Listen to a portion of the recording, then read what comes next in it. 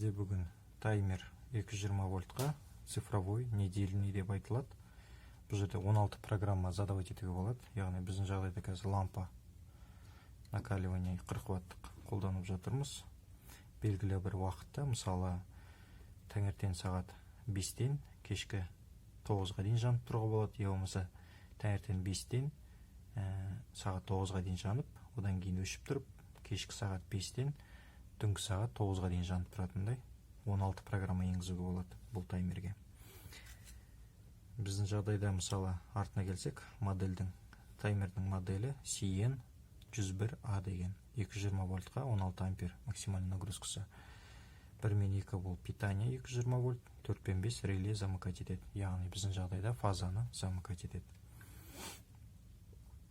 Е болмаса 12 вольттық исполнительный механизм қойсаңыз болады. 12 вольттық светодиодный лента, сондай бірдемелер перемычка қойып. Енді біздерді қарап отырсаңыздар, мұнда программировать етеміз. Ең бірінші мына S деген кнопка бар. Соны бассаңыз, сброс жасалынып, полный настройка. Мына жерде программа енгіземіз. Сағатты қоямыз. Сағаттың сүйреті тұрған жерге сағат текущий реальный времени, яғни қазіргі уақыт қанша болды, соны қоя аласыз. D плюс деген яғни күн, сағат, H плюс, M плюс деген минут. Біз енді сброс жасаймыз, S-ті. Оны сброс жасалынды. Көріп отырсаңыз 0-0. Мануал деген жоғары жағында кнопкасы бар.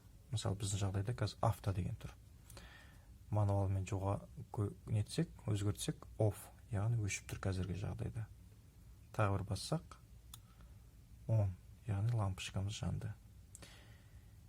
Енді офқа өшіре тұрақ, қазір текущий время, мысалы сағатқа келсек, біз 1-тен допустим 10 минут кетті деп есептейік. Және де автоға қойайық. Содан кейін мына жерде MO дегенге бұл күн. Яғни бізде дүйсенбі, сейсенбі, сәрсенбі, сен, бейсенбі, жұма, сенбі, жексенбі деп бөлінеді.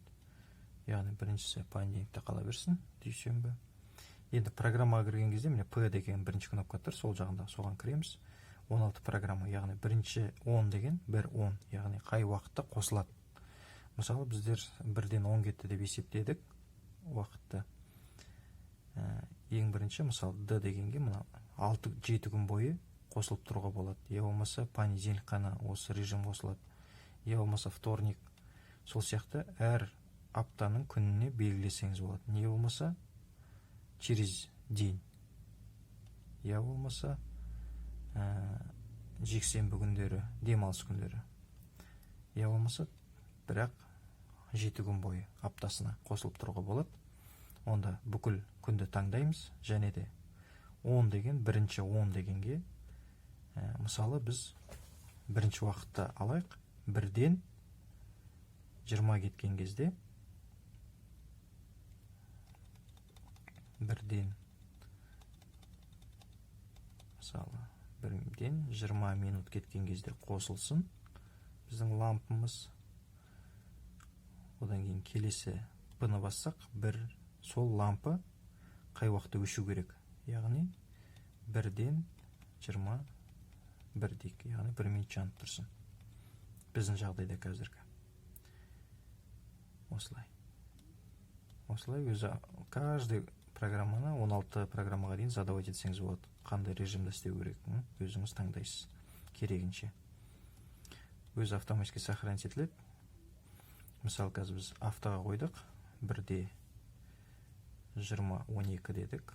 Қазір енді 1-де 19 болсын. Қазір 20-ға келген, 1-ден 20 кеткен кезде біздің лампамыз қосылу керек. Яғни авто режимға қойдық. 1-де 21-ге өшу керек.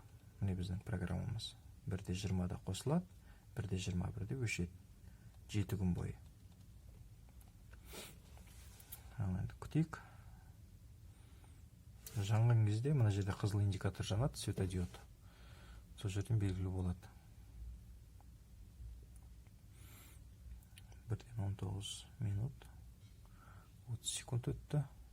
Осындай болып табылады. Міне төрт жағында креплениясы бар. Шуруппен отырғызып қойсаңыз болады.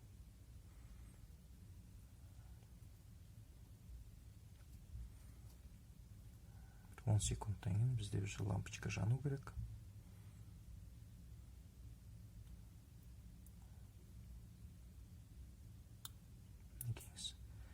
Енді бірден 21 кеткен кезде лампочкамыз өшу керек. Яғни бұл жерде минимально біз 1 минуттан ары қарай неше сағатқа дейін қоя аламыз. 24 сағатқа дейін қоюға болады. 23 сағат 59 минутқа дейін қоюға болады. Қазір бізде 20 секунд болды жанып тұрғанына. Қызыл индикатор жанды. Осылай көрсеңіз болады.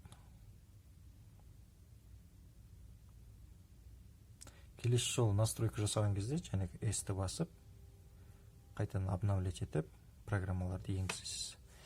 Бұл жерге бірнеше лампа қолдансаңыз болады, бірақ канал.